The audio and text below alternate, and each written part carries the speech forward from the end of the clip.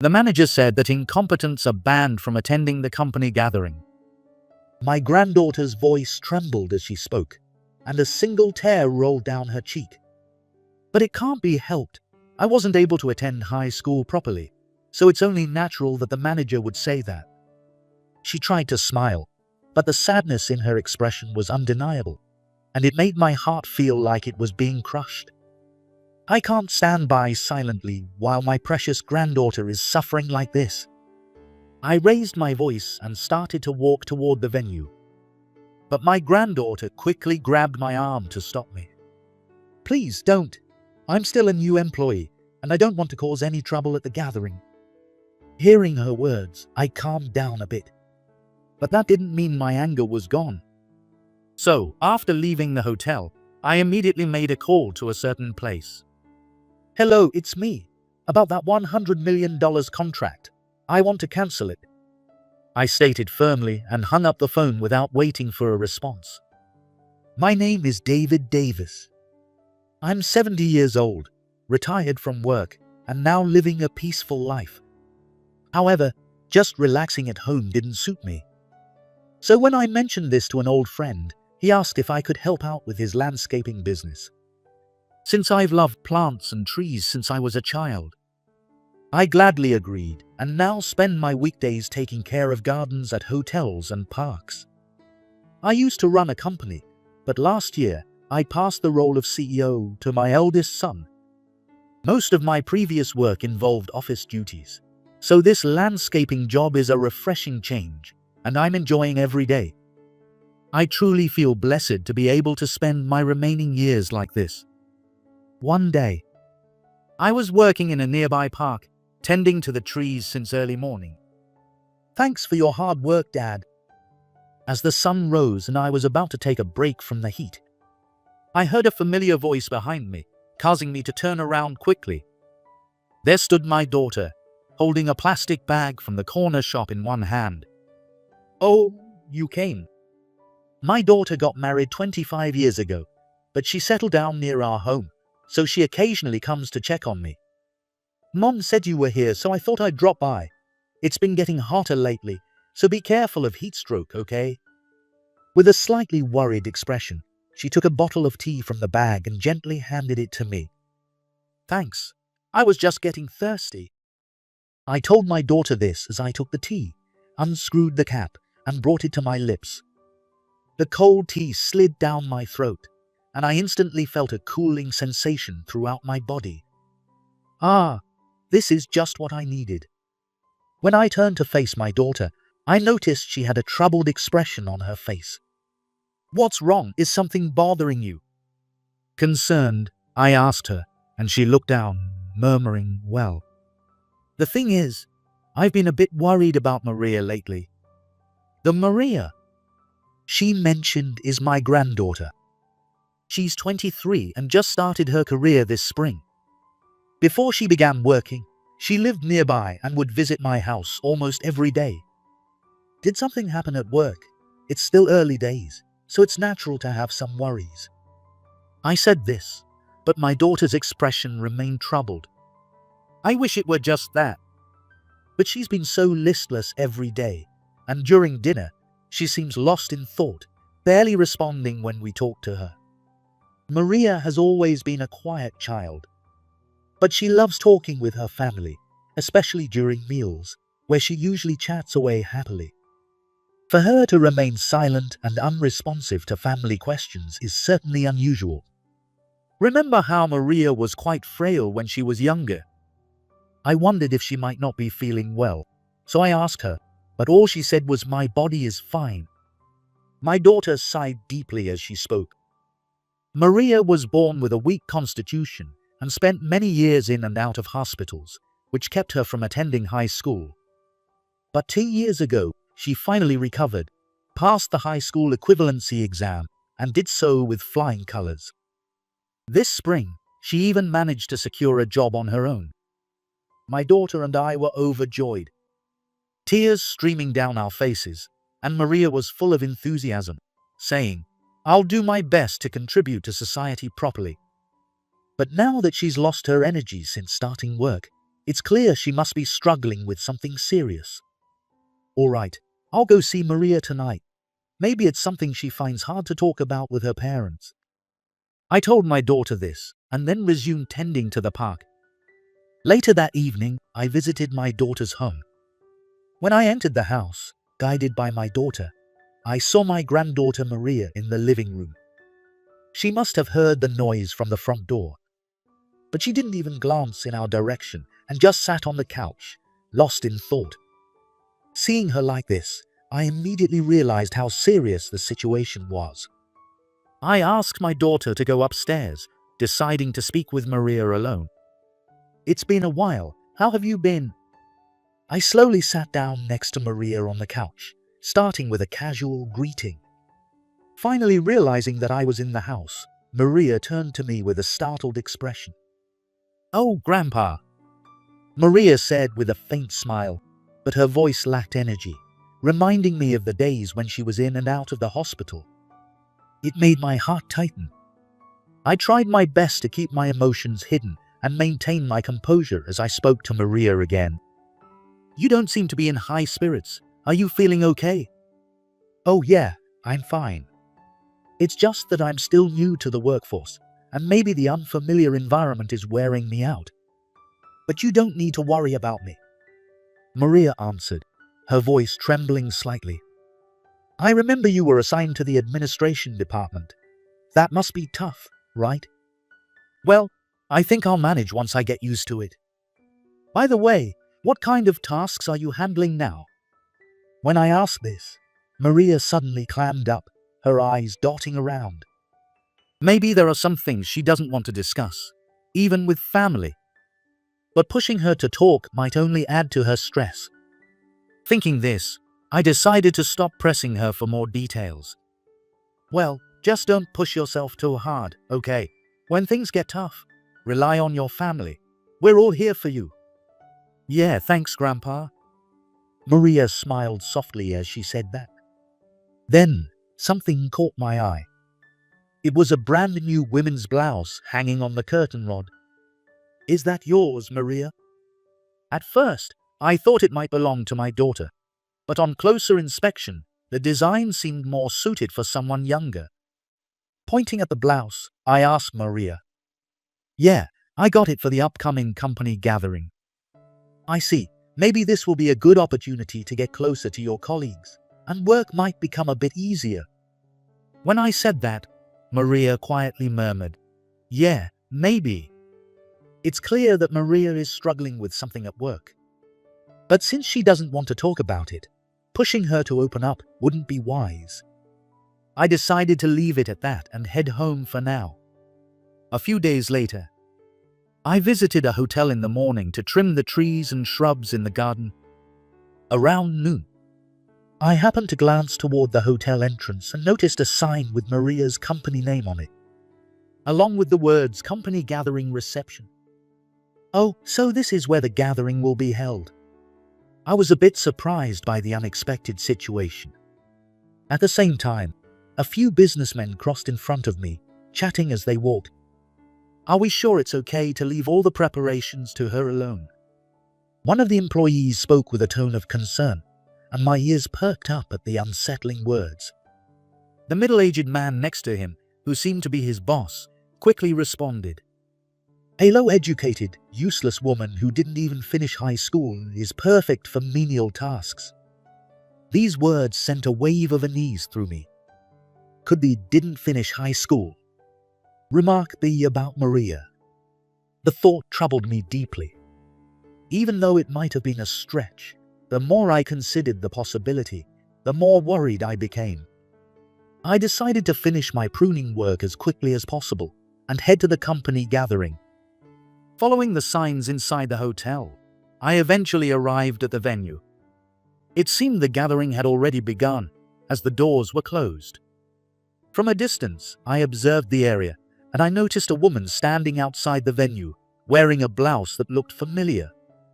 "Maria, what are you doing out here?" When I called out to her, Maria flinched and turned to face me.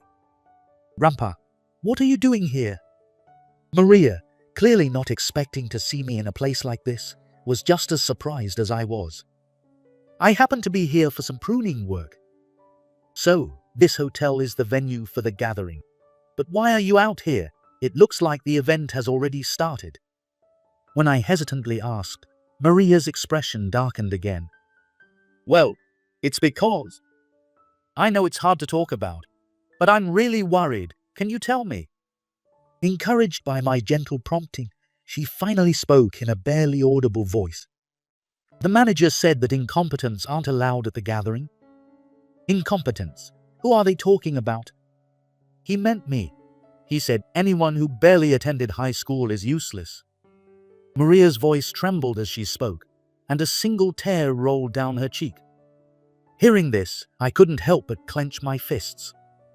I was certain that the manager who uttered such cruel words was the source of Maria's distress. But Maria, looking more resigned than angry, continued to speak. But it can't be helped. I didn't attend high school properly, so it's only natural for the manager to say that. Maria said this with a sad expression, trying hard to force a smile, but it only made her look more pitiful, and I felt as if my heart was being crushed. There's nothing natural about this. It's unacceptable to treat you like this. I raised my voice and started to walk toward the venue. Grandpa, where are you going? Maria quickly grabbed my arm to stop me, but my anger wouldn't subside. I can't just stay silent while my precious granddaughter is suffering like this. I tried to shake off her grip, but Maria tightened her hold, refusing to let go. Please don't. I'm still a new employee, and I don't want to cause any trouble at the gathering. But that doesn't mean you should just endure it. I began to argue, but before I could finish, Maria spoke over me. Even though I passed the high school equivalency exam, my highest level of education is still middle school. But this company accepted me despite that. That's why, no matter what happens, I want to keep working here. Please, don't make a big deal out of this. Hearing Maria's words, I began to calm down a bit. All right, I'm sorry for making you uncomfortable. Just remember though, enduring everything isn't what makes you an adult. Keep that in mind. With that, I told Maria and then left the hotel. But my anger didn't subside. This is something that should never happen, even if it weren't about my granddaughter. With that thought, I left the hotel and immediately made a call. The person I was trying to reach was busy, so it took some time to connect. Finally, on the 20th ring, they answered. Hello, it's me. About that $100 million contract. I want to cancel it. I said this firmly and hung up the phone without waiting for a response. Even though Maria asked me not to make a big deal out of it, I couldn't just leave things as they were. I would make sure that those who hurt Maria would regret it. I murmured this to myself as I hurried home. A few days passed since the incident at the gathering. For a specific reason, I returned to the company where I had previously served as CO, accompanied by my secretary. Even though it was an office I had known for years, stepping into it again after such a long time felt strangely refreshing. When I entered the CEO's office, my son, the current CEO, was sitting on the sofa. It's been a while since you've come here, Dad. I'm sorry for dragging you into this mess. When I apologized to my son, he replied with a smile, You don't need to apologize. A few minutes later, there was a knock on the CEO's office door. Yes, who is it? It's Johnson. I've brought Robert with me. At the response from behind the door, my son said, Come in. And the door slowly opened. Standing there was Mr. Johnson, the CEO of the company where Maria works. And beside him was the middle-aged man who had called her a low-educated, useless woman who didn't even finish high school. Mr. Johnson, is this the Robert you mentioned? When I asked, Mr. Johnson replied with a small nod and a quiet yes. Just as I was about to get to the main point, Mr. Johnson suddenly greeted deeply to me and my son, his face pale. I sincerely apologize for everything. I'll do anything, so please reconsider the contract. Mr. Johnson shouted, still apologizing. Seeing this, Robert stood there with a blank expression, clearly not understanding what was happening. "Mr. Robert, do you understand why your CEO is apologizing to us like this?" "No, I have no idea. The CEO just told me to come along, so I'm as confused as you are." Though slightly flustered, Robert calmly answered my question. "Then let me explain. I am the chairman of this company, and the current CEO is my son, who is sitting here. Because of your actions, we're considering canceling the $100 million investment contract we planned with your company. That's why Mr. Johnson is apologizing to us." Hearing my words, Robert's eyes widened in shock, and he was at a loss for words. Even though I had handed over the CEO position to my son, I still held the title of honorary chairman and retained a strong influence within the company. I was the one who made the immediate decision to cancel the investment contract and notified the other party right after the incident. Of course, after the call, I also spoke with my son and told him about what happened with Maria. He too was outraged by the situation his dear niece was put in and agreed to cancel the investment contract. Wait a minute. I'm in the administration department and have nothing to do with the $100 million investment contract. How can this be my fault? Typically, departments like sales handle business transactions. So he couldn't understand why the head of administration was being held responsible for the cancellation of the investment contract. "Then, may I ask you one question?" I asked, and although Robert looked puzzled, he replied, "Yes, go ahead." A few days ago, there was a company gathering at a certain hotel. I happened to be there for work and witnessed something unusual. "What do you mean?" "I saw a female employee standing outside the entrance, not allowed to enter the venue. Can you explain what was going on?" At my question, Robert's eyebrows twitched slightly, and he looked a bit uncomfortable. But he quickly regained his composure and began to speak slowly. "Oh, are you talking about the new employee, Miller? There was a good reason for what happened." Robert continued, now sounding more confident. "She didn't even properly graduate from high school. Makes frequent mistakes, couldn't handle the preparations for the gathering, and showed no signs of remorse. So, to prevent any further problems, I had her wait outside." Hearing Robert's blatant lies, I felt anger well up inside me, but I kept it in check. That young woman, Miller, is quite capable. Robert was clearly not expecting this and blurted out, "What?" "I understand she passed the high school equivalency exam with top marks and was even told she could attend a prestigious university. Yet she chose to enter the workforce early, wanting to contribute to society." Robert stammered, trying to say something in response, but he was clearly flustered.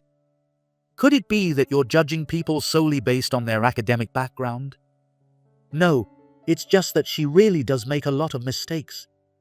Even at this point, Robert tried to make excuses, but I pressed on.